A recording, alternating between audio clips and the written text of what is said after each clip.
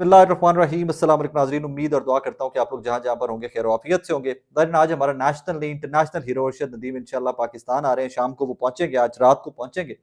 उनके इस्तकबाल की भी कमाल की तैयारियां जारी हैं। और यहीं पर जहाँ कमाल की तैयारियां जारी हैं वहीं एक कंट्रोवर्सी ने भी जन्म ले लिया है, एक सियासतदान को लेकर कि जनाब वो जो चक्कर लगाया जाना है शहर का, उसमें सुना है कि एक सियासतदान जो है वो भी डबल डेक बस पे होंगे या होंगी। उसके ऊपर भी चल के आगे बात करते हैं। लेकिन जहाँ पर पूरा पाकिस्तान इस खुशी को सेलिब्रेट कर रहा था, वहीं बहुत उल्टे उल्टे फ्लेवर भी फेंके गए इस खुशी के अंदर। इसको फीका करने के लिए शरारतें भी की गई और फिर उन शरारतों को अनडू करने के लिए अपनी तरफ से कह दिया गया कि पहले शरारत की और उसके बाद कह दिया गया कि जनाब खुदारा इसके ऊपर सियासत मत कीजिए, खुदारा इसको कॉन्ट्रोवर्शियल मत कीजिए, ये नेशनल जीत है, ये पूरे पाकिस्तान की जीत है। वी डू अग्री, ये अक्रॉस द बोर्ड हम तमाम लोग मुत्तफिक हैं कि ये अरशद नदीम की जीत है, ये किसी सियासी जमात की जीत नहीं है, ये किसी पॉलिटिकल एजेंडा की जीत नहीं है। लेकिन एक बड़े सीनियर सहाफ़ी हैं उमर चीमा साहब, अब से 4 घंटे पहले उमर चीमा साहब एक डॉक्यूमेंट सामने लेकर आए और एक नई कंट्रोवर्सी ने जन्म ले लिया और उसके कुछ देर बाद उन्होंने भी कह दिया कि प्लीज इसको सियासी मत बनाइए इस जीत को एंड ऑल दैट। डॉक्यूमेंट क्या है वो जरा आप सुन लीजिए, उन्होंने खुद क्या लिखा है उसी पे मैं वही सुना देता हूँ आपको। आम तासुर के बरक्स हुकूमत अरशद नदीम से ताउन करती आई है। 2019 से अब तक 2 करोड़ 30 लाख की अदायगी की गई है। अलावा अजीम ट्रेनिंग के लिए जर्मनी में उस कोच से टाइम लिया गया था जिसने नीरज चोपड़ा को ट्रेनिंग दी थी, लेकिन उसी दौरान साउथ अफ्रीका में एक ट्रेनिंग कैंप था, अरशद ने वहां जाने को तरजीह दी। ये 5 सालों के अंदर 2 करोड़ 30 लाख रुपए की अदायगी है। इसमें कुछ गेम्स में जो शिरकत है उसके एवज क्या उसके खर्चे हैं मुझे नहीं पता, क्योंकि डिटेल ज्यादा नहीं लिखी गई, डिस्क्रिप्शन में सिर्फ आगे इवेंट लिखे गए हैं। और इसमें 1 करोड़ रुपया सिर्फ मेडिकल ट्रीटमेंट का लिखा गया है। 2/4/2024 को सेकेंड जो फरवरी के अंदर उनका ट्रीटमेंट हुआ था, 1 करोड़ रुपया उसका ट्रीटमेंट लिखा गया। 1 करोड़ ये डालने तो 1 करोड़ 30 लाख रुपया पिछले 5 सालों के अंदर अरशद नदीम साहब को दिया गया। अब इसके ऊपर कॉन्ट्रोवर्सी क्या है कि जहां पर हम सारी तनकीद कर रहे थे कि गवर्नमेंट की कोई सुपरविजन नहीं थी अरशद नदीम को, कहां पर कंपैरिजन आपने किससे करना है? आपने जिस फील्ड में है, वो जिस गेम में है, उसी के एथलीट्स के साथ आपने कंपैरिजन करना है। ये बंदा एक जेवलिन खरीदने के लिए रोता रहा और हमारा जो हमसाया मुल्क है उसके जो एथलीट हैं नीरज चोपड़ा, उनके पास 100-150 से ज्यादा जेवलिन के सरकारी वो खर्चे से हुकूमत ने खरीद कर दी थी इनकी ट्रेनिंग के लिए और प्रैक्टिस के लिए। फिर इश्तिहारों की मद में नीरज चोपड़ा को क्या मिलता रहा और हमें क्या मिलता रहा यहाँ पर अरशद नदीम को। इसका सबसे बेहतरीन कंपैरिजन या बॉटम लाइन है ना जिसकी, वो अरशद नदीम का घर, उसके खानदान के हालात। उनकी दीवारें हैं ना जो छोटे से घर के, 1 कमरे 2 कमरे के घर की, उनके ऊपर सीमेंट नहीं हुआ हुआ। बाहर लोहे का एक दरवाजा जो लगा हुआ है ना, शायद उसमें कुंडी भी नहीं होगी उसके दरवाजे की जो हालत है। यहाँ से आप अंदाजा लगा लीजिए कि वो बंदा जिसने पूरी दुनिया के अंदर पाकिस्तान का झंडा बुलंद किया है, हमारा ट्रीटमेंट उसके साथ क्या था। और आज भी हुकूमत और हुकूमत के हवारी जो हैं वो ये कहते हैं कि जनाब हमने क्रेडिट लेना है, हमने ये किया था उसके लिए, हमने ये किया था। पिछले भी कहते हैं, पिछली हुकूमत भी कहती है, वो बुजदार साहब भी कहते हैं, मैं तो पिट रहा हूँ इसके ऊपर। भाई किसी का कोई क्रेडिट नहीं।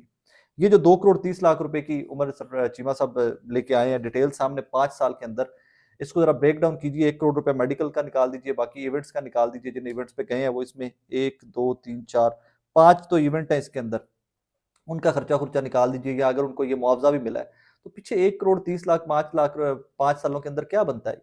इसको ब्रेक डाउन कीजिए तो ये कितना बनेगा, ये तकरीबन 2 लाख रुपए महीने का बन रहा है। 2 लाख रुपए जो आपका गोल्ड मेडल लेके आया है, और यहाँ पर आप कहते हैं कि गवर्नमेंट उनकी सरपरस्ती करती रही है। फॉर गुडनेस सेक, क्या हो गया? किसी चीज को तो कंट्रोवर्शियल करने से बाज रहा करें, किसी चीज को तो छोड़ दिया करें।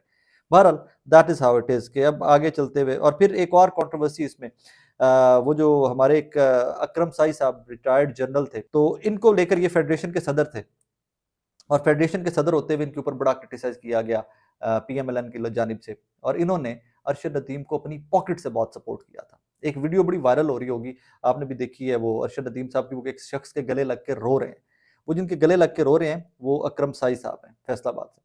तो अकरम साई साहब साबिक सदर एथलेटिक्स फेडरेशन ऑफ पाकिस्तान थे और जब गवर्नमेंट बनी थी, नई चेंज हुई थी, तो तब उन्होंने रिजाइन कर दिया था। तो अकरम साई साहब को भी तब बहुत रगड़ा गया था इसी चक्कर के अंदर, क्योंकि रिटायर्ड जनरल का जहाँ नाम आ जाता है इस तरह के उहदों के ऊपर, वहाँ पर लोग क्रिटिसाइज करते हैं और किसी हद तक ठीक भी क्रिटिसाइज करते हैं।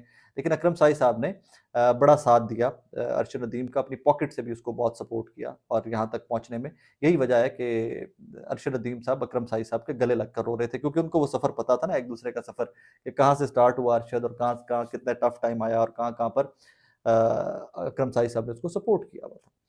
अच्छा जी, अब आ जाइए रिसेप्शन के ऊपर।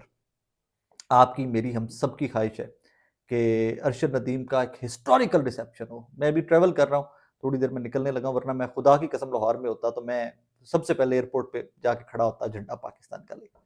खुशी बहुत है यार, ऑनेस्टली स्पीकिंग खुशी बहुत है। उस बंदे ने कमाल कर दिया, डिप्रेशन हर तरफ घुटन ज़दा माहौल के अंदर उस बंदे ने कमाल किया, बहुत कमाल किया उसने। जिस तरह वो डॉक्टर यास्मीन राशिद साहिबा ने आज जेल से खत लिखा है, जो उस खत में भी उन्होंने कहा है कि बेटे पूरे पाकिस्तान की माओ की दुआएं तुम्हारे साथ हैं और मेडल जीतो, और तुम्हारी जीत जो है इस घुटन ज़दा माहौल में एक ताज़ा हवा का झोंका है। मैं तो कहता हूँ एक ताज़ा हवा का झोंका नहीं, ये ताज़ा हवा चलती रहे, अल्लाह करे कि ऐसे ही चलती रहे, हमें अच्छी अच्छी खबरें मिलती रहें इस मुल्क के अंदर।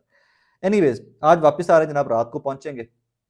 3 लोग हैं टोटल, जो 2 लोग उनके कोच हैं साथ और एक और साहब हैं साथ जो उनके आ रहे हैं, जो फोटो अभी तक आई है अरशद नदीम साहब की। उनका जो प्लान रिसेप्शन का गवर्नमेंट ने डिज़ाइन किया है वो कुछ इस किस्म का है कि पंजाब पुलिस कोई क्लासिक किस्म का रिसेप्शन देने जा रही है, कमाल किस्म का प्रोटोकॉल देने जा रही है अपने इस नेशनल हीरो को। एयरपोर्ट से, लाहौर एयरपोर्ट से रिसीव किया जाएगा, फिर डबल डेकर बसें लाहौर में आपको पता है चलती हैं टूरिज्म को लेकर, कज़ाफ़ी स्टेडियम से चलती हैं, लाहौर घुमाती हैं, वो अंदरून शहर एंड एवरीथिंग। वो डबल डेकर बस होगी, उस डबल डेकर बस के ऊपर अरशद नदीम होगा, लाहौर की सड़कें होंगी, इंशाल्लाह फूल ही फूल होंगे और लोग ही लोग होंगे, बिला इम्तियाज़ होंगे। इंशाल्लाह कोई सियासी जमात नहीं होगी इसके अंदर, कोई कुछ नहीं होगा, पूरा पाकिस्तान, पूरा लाहौर अपने नेशनल हीरो का घरों से बाहर निकलकर, सड़कों के ऊपर निकलकर इंशाल्लाह इंशाल्लाह रिसीव करेगा उसको, उसको एक कमाल किस्म की रिसेप्शन देगा। इसमें भी एक कंट्रोवर्सी आ गई है बदकिस्मती से। कहानी इसमें ये है कि अभी तक ये अफवाह चल रही है, इसकी कॉन्फर्मेशन मेरे पास नहीं है। कहानी ये चल रही है कि कोई सियासतदान है और वो शायद उस डबल डेकर बस के ऊपर अरशद नदीम साहब के साथ मौजूद होंगे जब उनको लाहौर का चक्कर लगवाया जाएगा। तो अब यहां से ना वो कंट्रोवर्सी ने जन्म एक और ने ले लिया, पर बदकिस्मती की बात है। मेरी जाती राय क्या है, मैं वो जरूर कहना चाहूंगा। इंडिया की टीम जब क्रिकेट का मैच जीत के आई, कप जीत कर आई थी अभी रिसेंटली, आपने देखा, और उनका भी बड़ा हिस्टोरिकल रिसेप्शन हुई थी, तो नरेंद्र मोदी किसी बस के ऊपर नहीं चढ़े थे उनके साथ, डबल डेकर बस के ऊपर, कि जी अब मैं लोगों के मैं, मतलब फिर वही क्रेडिट की बात है ना, क्रेडिट लेने की गेम है कि अगर हम बस के ऊपर होंगे तो लोग कहेंगे वाह वाह फलां गवर्नमेंट। मतलब यहाँ से अंदाजा लगा लीजिए कि अभी तक एहसन इकबाल जैसे सीजनड लोग, and I respect him, seasoned लोग, 92 के वर्ल्ड कप का, तब जी नून लीग की हुकूमत थी, अब जी ये जीते हैं, अरशद नदीम सब गोल्ड मेडल लेके आए हैं जी, अब भी नून लीग की हुकूमत है। तो इसी चीज़ के अंदर बहुत खुश हैं कि हमारी तरजीहात क्या है, हमारी एफर्ट क्या है, हमने कितना किसी एथलीट के लिए, स्पोर्ट्समैन या किसी टीम के लिए किया है, वो छोड़ दें, ये सिर्फ हुकूमत साड़ी से लिया जाए। एनीवेज ठीक है, अब आगे चलिए। तो आज वो जो 2-3 नाम ही हो सकते हैं, मेरी जाती है, मुझे इसकी खबर नहीं है अभी, क्योंकि खबर ये खुलकर सामने नहीं आई है अभी, सिर्फ शुनीद है, हवा के अंदर है कि जी एक सियासतदान है, वो सुनने में आ रहा है कि वो भी अरशद नदीम के साथ बस में मौजूद होंगे या होंगी। तो कौन से हो सकते हैं मैं आपके सामने रख देता हूँ। शहबाज शरीफ साहब मौजूद हो सकते हैं, वज़ीर आज़म पाकिस्तान है, या फिर पंजाब में लैंड कर रहे हैं तो वज़ीर आला पंजाब जो है मरियम नवाज साहबा, ये मौजूद हो सकती हैं।